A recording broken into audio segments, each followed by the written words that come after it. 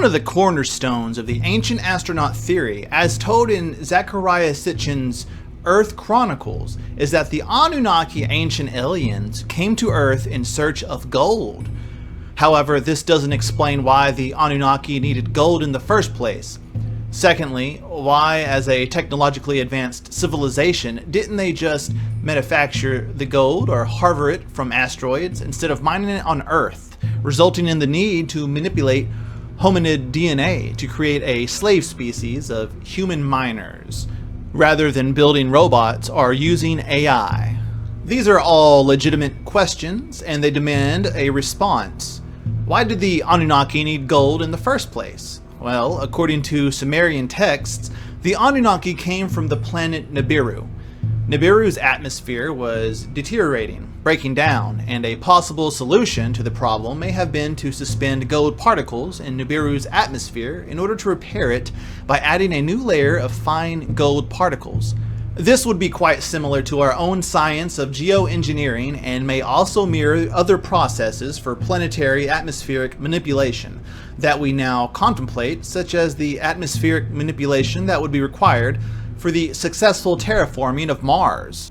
But why did the Anunnaki not just manufacture the gold? Even if the Anunnaki needed gold to repair Nibiru's atmosphere, it still doesn't explain why they chose to come to Earth to mine it instead of simply manufacturing it as a technologically advanced civilization.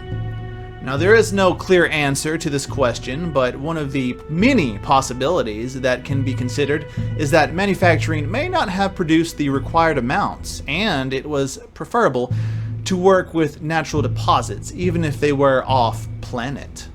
Why not mine gold from asteroids instead of mining it on Earth, though?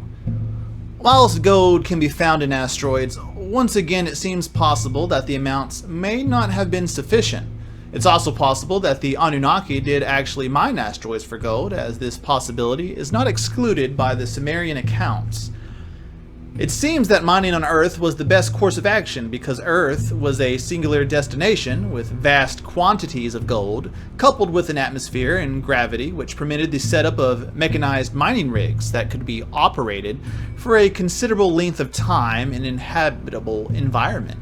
But why manipulate DNA to create human miners instead of building robots? Well, texts like the Lost Book of the Enki demonstrate that the Anunnaki initially attempted to obtain gold from the waters of the Mediterranean using the technology aboard their ships. It's only when the quantities proved insufficient that they resorted to earth mining.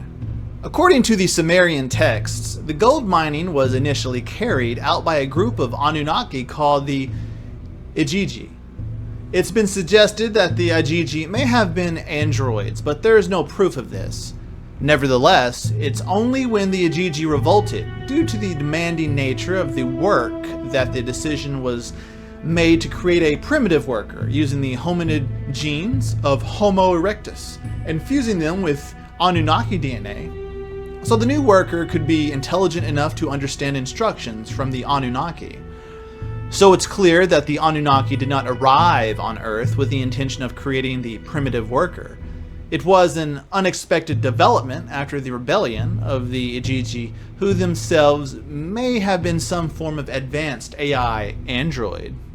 The Anunnaki reluctantly created human beings, and the human controversy would continue to haunt the Anunnaki all the way to the Garden of Eden incident and Great Flood, when the Anunnaki collectively decided to let the primitive workers drown because their numbers have grown beyond what was expected, straining the limited resources of the Anunnaki, who probably sought to limit their activities on Earth to the gold mining they came to for, but humans were forcing them to become more involved in the affairs of Earth than they initially intended or even desired. Conclusion. In the final analysis, whilst the ancient astronaut theory remains contested, the foundation of the theory being a quest by the Anunnaki to obtain gold off-world in order to save their own planet from an environmental catastrophe using the technology at their disposal does not seem like a far-fetched possibility in light of the fact that our own planet is faced with similar environmental problems as detailed in the Sumerian texts 5,000 years ago. We are presently searching for ways to use the technology at our disposal to either save our home planet or build a new home elsewhere. This is what lies at the heart of the Sumerian story, and no one wonders how the ancient Sumerians would have conceived of a dilemma on such a scale, given the fact such dilemmas would have been completely foreign and an unknown experience to the Sumerians themselves. It had to come from somewhere. It seems reasonable to at least consider the possibility that the origins of the story lie in the experience of the Anunnaki themselves, whose own civilization had technologically developed to the point of threatening planetary destruction, much like our own. Their solution was to use gold to repair their atmosphere, and it was the unintended consequences of that decision that resulted in the creation of the primitive worker and, ultimately, the introduction of civilization as a means of addressing the demand for greater Anunnaki involvement on Earth in managing the primitive workers, whilst at the same time ensuring that their objective for coming to Earth in the first place, for example, obtaining gold, was fulfilled. One interesting fact is to note that gold is also used by NASA in the construction of spacesuits because of its excellent ability to reflect infrared light while letting in visible light. Astronaut visors have a thin layer of gold on them to protect their eyes from unfiltered sunlight. Perhaps, much like the Anunnaki's home planet, they need gold to help protect their planet.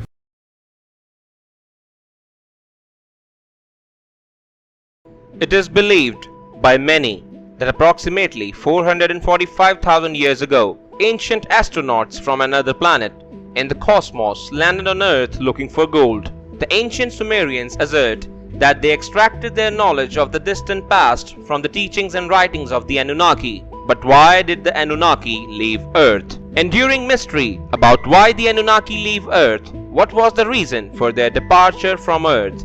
What happened after the fall of Babylon? According to the research, this mass destruction was due to a civil war. Ishtar and Marduk started the conflict. Marduk retook Babylon through Cyrus the Great of Persia in 539 BC. However, then all the Anunnaki left the earth. Did Marduk stay here? Answers to these questions are found in the book of the End of Times by Zecharia Sitchin.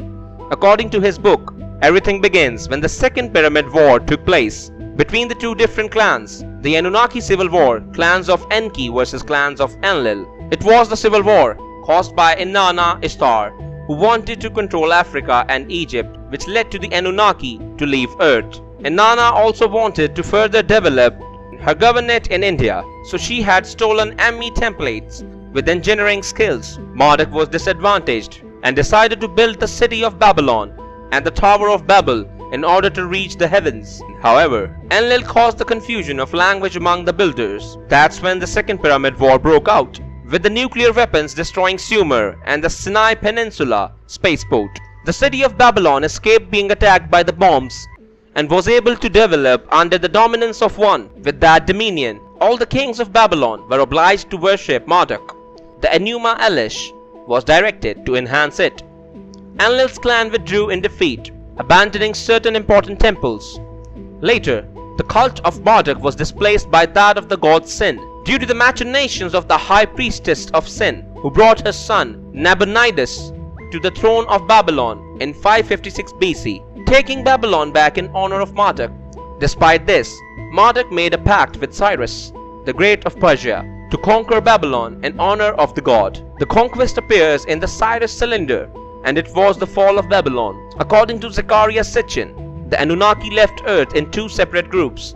Enlil's clan came out first, following Marduk's defeat in the Second Pyramid War.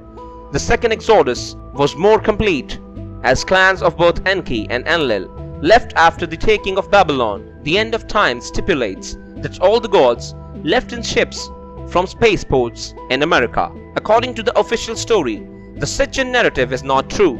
Neither Nazca nor Teotihuacan were spaceports for ancient aliens.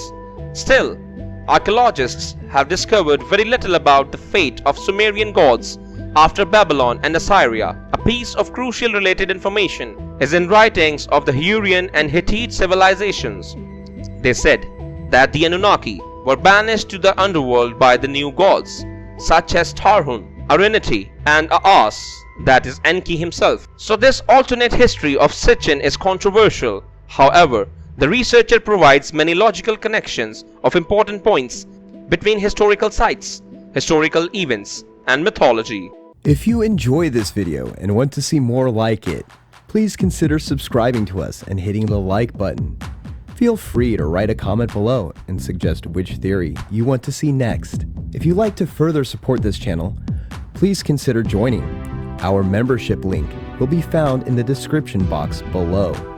We appreciate your support, and as always, thanks for watching.